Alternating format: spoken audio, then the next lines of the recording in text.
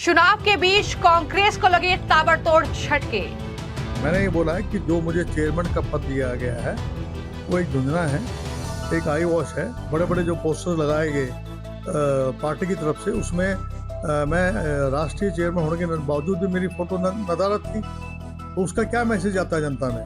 किस बात का मैं चेयरमैन हूँ ओबीसी डिपार्टमेंट का? कांग्रेस देश भर में जाके दलित ओबीसी जाति करती है, पर कांग्रेस पार्टी अपने ही ओबीसी के नेताओं को किस प्रकार से ट्रीट करती है? दिग्गज ओबीसी नेता ने कांग्रेस पार्टी से दिया इस्तीफा। तो ये मूलतः कांग्रेस की सोच जो है वो दलित विरोधी, ओबीसी विरोधी है। राहुल की मोहब्बत की दुकान में ओबीसी और दलितों के लिए नफरत क्यों? पर उनको पिछड़े अति पिछड़े समाज से कोई लेना देना नहीं। क्या कैप्टन अजय यादव के बाद अब शैलजा कुमारी भी छोड़ेंगी कांग्रेस का साथ? हरियाणा विधानसभा चुनाव में करारी हार के बाद कांग्रेस पार्टी को झटके पर झटके लग रहे हैं। जी हां, बड़ी खबर यह है कि पहले दलितों का अपमान कांग्रेस पार्टी ने किया और अब ओबीसी नेता का अपमान कांग्रेस पार्टी को काफी महंगा पड़ चुका है। दरअसल दिल्ली विधानसभा चुनाव करीब है और उससे ठीक पहले कांग्रेस पार्टी को यह बड़ा झटका लगा है, जहां पर हरियाणा से कांग्रेस पार्टी के वरिष्ठ नेता और साथ ही कांग्रेस ओबीसी विभाग के जो अध्यक्ष हैं कैप्टन अजय सिंह यादव, उन्होंने पार्टी छोड़ने का ऐलान कर दिया है। जी हां, कैप्टन अजय सिंह यादव ने कांग्रेस पार्टी के नेताओं पर कई गंभीर आरोप लगाए हैं। उन्होंने ये आरोप लगाया कि पिछले 2 साल से उन्हें कुछ नेता अपमानित कर रहे थे और उनके राजनीतिक करियर को भी खत्म करने की कोशिश की गई। ये गंभीर आरोप कांग्रेस पार्टी के नेताओं पर कैप्टन अजय यादव की तरफ से लगाए गए हैं और ये जाहिर तौर पर बेहद गंभीर आरोप हैं। लेकिन उन्होंने साथ ही इन नेताओं को ये भी चेतावनी दे दी है कि मैं कोई साधु नहीं हूं, मैं राजनीतिज्ञ हूं और मैं जब मेरा इस्तीफा स्वीकार कर लिया जाएगा उसके बाद आगे मुझे क्या करना है ये मैं डिसाइड करूंगा। ये साफ तौर पर कांग्रेस पार्टी के नेताओं को कैप्टन अजय यादव ने समझा दिया है कि जब चुनाव होते हैं तो सबसे बड़ा लक्ष्य होता है जीत का, और उस वक्त अगर जब मुख्यमंत्री की टसल की अगर बातें मीडिया में आती हैं तो पार्टी के लिए कोई एक अच्छे संकेत नहीं है। और पहले मैंडेट लें और मैंडेट के बाद फिर आप ये क्लेम करें कि कौन चीफ मिनिस्टर बनेगा कौन नहीं बनेगा, और उसका फैसला जो है कोई भी व्यक्तिगत तौर पे नहीं कर सकता है। उसका फैसला विधायक करते हैं। विधायक के बाद जो रेजोल्यूशन पास होता है वहाँ 2 लाइन का, उसमें जो हमारे अध्यक्ष हैं मल्लिकार्जुन खड़गे जी, राहुल जी, सोनिया गांधी जी, उनके ऊपर छोड़ा जाता है कि वो जिसको चाहे वो उसको मुख्यमंत्री वो मनोनीत कर देते हैं। तो मेरा ये मानना है कि बहुत सारे मुद्दे हैं। एक ईवीएम का भी मुद्दा है, जो कि कई जगह हमने देखा 99% 12 घंटे के चलने के बाद भी जो है, जब दोबारा मशीन को लाया गया काउंटिंग के लिए 99% था, और वहाँ पर देखा गया कि तमाम जितनी भी जो वोटें पड़ी हैं वो भाजपा को पड़ी हैं। तो एक जो है शंका ईवीएम पे भी है। दूसरा, मामन खान ने जो स्टेटमेंट दी मैं समझता हूँ बहुत दुर्भाग्यपूर्ण थी, और उनको जो है जनता से जो है इस बात के लिए माफ़ी मांगनी चाहिए कि उनको इस प्रकार की जो कॉमनल बात कोई कहें, चाहे वो मैं हूँ चाहे कोई भी हो, किसी को कॉमनल बात नहीं कहनी चाहिए। वो तो वैसे जीत रहे थे, उनको उनकी जीत में तो कोई शंका थी नहीं, लेकिन उसका असर जो है बाकी जगह पड़ा है। तो मेरा ये मानना है कि जब भी चुनाव होते हैं एक एक शब्द तोल के बोलना चाहिए। ये बात मैं पहले भी कह सकता था, लेकिन चुनाव के दौरान जब चल रहा हो उस वक्त मैं नहीं चाहता था कि मैं ऐसी कोई बात कहूँ। तो मेरा ये मानना है कि जितने हमारे जो सीनियर लीडर्स हैं, अब जो है जो सीएलपी लीडर है और जो बल्कि मैं ये समझता हूँ कि आज जो है एक ओवरहॉलिंग की ज़रूरत है, पीसीसी में ओवरहॉलिंग की ज़रूरत है। और पूरे संगठन को जो है आज तक हमारे जो हैं जिला अध्यक्ष नहीं बने हैं, ब्लॉक के अध्यक्ष नहीं बने हैं। तो ये आत्मचिंतन की बात है कि हम इस बात को देखें कि किस प्रकार से हम पार्टी संगठन को मजबूत कर सकते हैं। हमारा जो सबसे बड़ी कमजोरी ये रही कि हमारे पास संगठन नहीं था। मैंने ये बोला है कि जो मुझे चेयरमैन का पद दिया गया है वो एक झुंझुना है, एक आई वॉश है।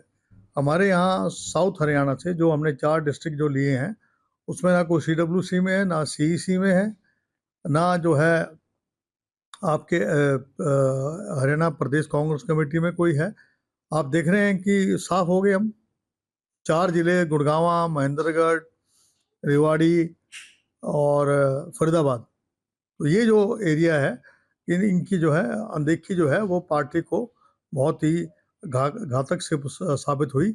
और जहां आप देख रहे हैं भाई इनने वर्किंग कमेटी का मेंबर जहाँ जहाँ बनाया है वहाँ यमुनानगर में अच्छा किया है हमने जो है सिरसा में अच्छा किया है, हमने जो रोहतक बेल्ट है वहाँ ठीक किया है, और कैथल बेल्ट में हमने जो है सीट निकाल दी है।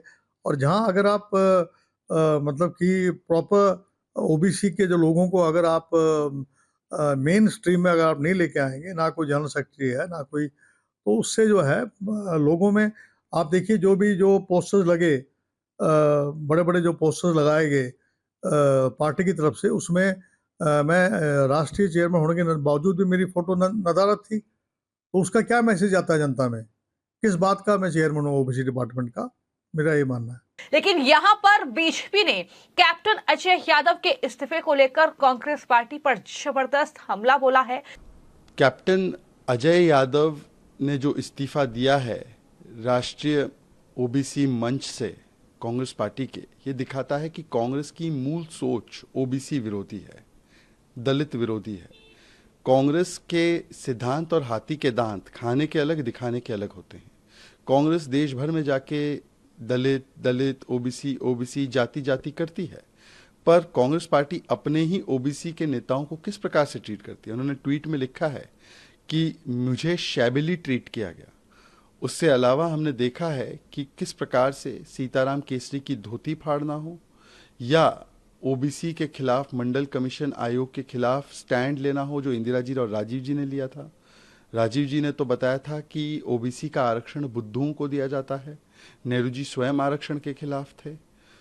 2004 से लेकर 14 जब यूपीए की सरकार थी तो ओबीसी आरक्षण काट कर उसको मुस्लिमों को देने की साजिश रची जा रही थी। जामिया एएमयू में आरक्षण समाप्त कर दिया गया। अभी भी राहुल गांधी ने आरक्षण समाप्त करने की बात की, और उसके बाद हमने ये भी देखा कि कैसे कुमारी शैलजा, जो कि एक दलित नेत्री है, उनके साथ कैसा व्यवहार हरियाणा चुनाव में किया गया। और अभी कल की ही बात है, जब वाल्मीकि जयंती का अवसर था तब अजय यादव जी को इस्तीफा भी देना पड़ा मजबूरी में। और उसी दिन पर राहुल गांधी जब कुछ लोगों से मिले तो आंबेडकर जी की तस्वीर को अपने पैरों तले रखा गया। तो ये मूलतः कांग्रेस की सोच जो है वो दलित विरोधी, ओबीसी विरोधी है। वो भड़काने के लिए हिंदू समाज को बांटने की पूरी कोशिश करते हैं, पर उनको पिछड़े अति पिछड़े समाज से कोई लेना देना नहीं। इसीलिए जहां उनको अवसर मिला तेलंगाना में, वहां पर उन्होंने एक ओबीसी समाज से या दलित समाज से आने वाले व्यक्ति को मुख्यमंत्री नहीं बनाया, रेवांत रेड्डी को बनाया, जिसने ओबीसी और कुर्मी समाज की जाति पर और डीएनए पर सवाल खड़े किए। तो ये कांग्रेस का असली ओबीसी विरोधी डीएनए है। उन्होंने साफ तौर पर यह कहा कि कांग्रेस पार्टी में जो ये इस्तीफा हुआ है ये उनकी ओबीसी विरोधी सोच को उजागर करता है। किस तरीके से कांग्रेस पार्टी के नेता राहुल गांधी हो, मल्लिकार्जुन खड़गे हो, चाहे वो प्रियंका गांधी वाड्रा हो, हर मंच से वो दलितों के हितैषी बनते हैं, वो ओबीसी समाज के हितैषी बनते हैं। लेकिन हकीकत क्या है ये उनकी पार्टी के नेता बयां करते हैं। जहां एक तरफ लगातार जो दलित नेता हैं कांग्रेस पार्टी में, हरियाणा की शैलजा कुमारी, उनके अपमान का आरोप लगातार राहुल गांधी कांग्रेस पार्टी पर लग रहा है, हुड्डा पर लग रहा है। तो वहीं पर अब कैप्टन अजय यादव ने भी यह कई बड़े और चौंकाने वाले खुलासे किए हैं, जिसको लेकर बीजेपी के नेता ने क्या कुछ कहा है और किस तरीके से जो बीजेपी के प्रवक्ता भी हैं CR केसावन, उनकी तरफ से किस तरीके से कांग्रेस पर हमला बोला गया है, जरा सुनिए। Ajay Yadav's resignation from the Congress has truly exposed the OBC Virodi mentality and mindset of the Congress, and also exposed how the Congress party uses the OBC and other disadvantaged communities as political pawns and punchline to further their parochial and bigoted agenda of religious polarization for vote bank politics. This resignation shows a mirror to the Congress party and Rahul Gandhi, who rants and bluffs talking about the welfare of OBC and ST communities, and has clearly shown how the Congress party insulted, humiliated and sidelined leaders and workers of the OBC community during the Haryana election. This is not new to the Congress party. The INC, the Indira Nehru Congress, ever since the time of the Nehru days, has been insulting and humiliating the OBC community and the other disadvantaged communities. It was Mr. Nehru who rejected the Kaka Kalelkar Commission to give reservation for the backward class communities. And one would remember both Indira Gandhi in the end of 1970s and Rajiv Gandhi throughout the 80s never implemented the Mandal Commission report, which would have given reservation for the OBC communities. In fact, Rajiv Gandhi spoke very, very strongly against it. And Rahul Gandhi, as you know, recently had gone abroad and very clearly talked about, a situation where they could end reservation. So the anti-OBC, anti-SC/ST, anti-reservation mindset of the Congress has been very evident to the people, which is why they successively continue to lose elections. And the people know that the Congress party is a threat to the guarantees given to our SC/ST and OBC brothers and sisters by Dr. Babasaheb Ambedkar and other constitution creators, which is why the Congress party has been repeatedly rejected in elections. This resignation of Captain Ajay Yadav is indeed unfortunate, and the Congress party should be ashamed and should seek an apology to him and the entire OBC community for ill-treating them, disrespecting and humiliating them. तो जहां तक बात Congress party के ये वरिष्ठ OBC leader हैं captain Ajay Yadav, दरअसल ये लगातार हरियाणा चुनाव में जो हार कांग्रेस पार्टी की हुई है उसके बाद से ही ये लगातार कांग्रेस आलाकमान और हुड्डा को इसके लिए जिम्मेदार ठहरा रहे थे। उन्होंने कहा कि मिसमैनेजमेंट हुआ है, सिर्फ हुड्डा का ख्याल रखा गया पूरे चुनाव में और यही वजह है कि उनकी करारी हार हुई है। हालांकि मैं आपको ये भी जानकारी दे दूं कि कैप्टन अजय सिंह यादव ने अपने इस्तीफे का ऐलान करने से ठीक पहले यानी सुबह राहुल गांधी से मुलाकात की और इस मुलाकात के ठीक बाद उन्होंने अपने एक्स पोस्ट के जरिए ये ऐलान कर दिया कि वो कांग्रेस पार्टी से इस्तीफा दे रहे हैं। बता दें कि उन्होंने अपना इस्तीफा कांग्रेस अध्यक्ष मल्लिकार्जुन खड़गे को भेज दिया है और उन्होंने ये कहा है कि मैं इंतजार कर रहा हूं कि खड़गे मेरा इस्तीफा स्वीकार करें, उसके बाद मैं मीडिया से मुलाकात करूंगा और मैं बताऊंगा कि कैसे 2 साल से कुछ नेता कांग्रेस पार्टी में मुझे लगातार अपमानित कर रहे हैं, मुझे लगातार परेशान कर रहे हैं। इतना ही नहीं, कैप्टन अजय यादव ने यह भी कहा कि वो एक पूर्णकालिक राजनीतिक व्यक्ति हैं और जल्द ही अपने भविष्य को लेकर वो फैसला करेंगे। उन्होंने साफ तौर पर यह कह दिया कि मैं कोई साधु नहीं हूं और एक पूर्णकालिक राजनीतिज्ञ हूं। इस्तीफा स्वीकार होते ही मैं अपने भविष्य का फैसला करूंगा और मैं विस्तार से बताऊंगा कि मेरा राजनीतिक करियर छोटा करने के लिए किस तरह से कुछ नेताओं ने काम किया और बाधाएं खड़ी की हैं। अब देखना यह होगा कि कैप्टन अजय यादव जब मीडिया के सामने आएंगे तो क्या कुछ खुलासा कांग्रेस पार्टी को लेकर करेंगे, क्योंकि वो लगातार ये कह रहे हैं कि ओबीसी के बड़े हितैषी बनते हैं कांग्रेस पार्टी के तमाम लीडर्स, लेकिन किस तरीके से वो ओबीसी समाज का अपमान करते हैं।